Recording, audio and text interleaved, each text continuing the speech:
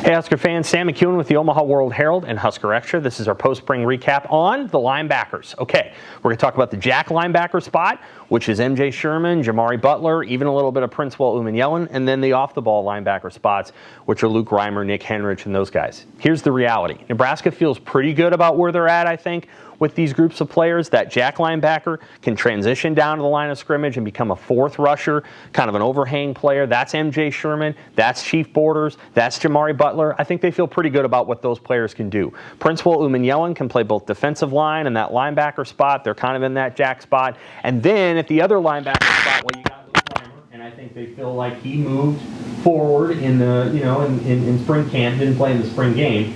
They know exactly what they have in Nick Henrich other than what they've seen on film. Henrich is one of the smartest football players on the team.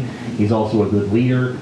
They'll just have to see how his movement skills are once he comes all the way back. They moved from safety down to linebacker. John Bullock, he's a guy that I think is going to be a factor at that position. Michael Booker, the walk-on, may be a factor at that position. Garrett Snodgrass may be a factor at that position. The reality is they've got a lot of off-the-ball guys, the Gage Stinger and Mekhi Bayer, Randolph Kapai, Seth Malcolm. They got to kind of figure out what these young guys are going to do. I mean, they've been around for about a year and a half, 2 years, and I don't know if all of them are going to be there in 2 years, but they've got to figure out who's going to move into those positions, who's going to play more, who's going to step forward, because what they have done, as you can see, is they've moved a walk-on from safety, and then they signed a bunch of transfers. Right? They signed, obviously they signed Sherman and they signed Borders and they added Umanyalan as a freshman. And so I think that any time that you see that kind of churn and change in a position group, they're kind of challenging the guys who are already here to either make a big step up or step back.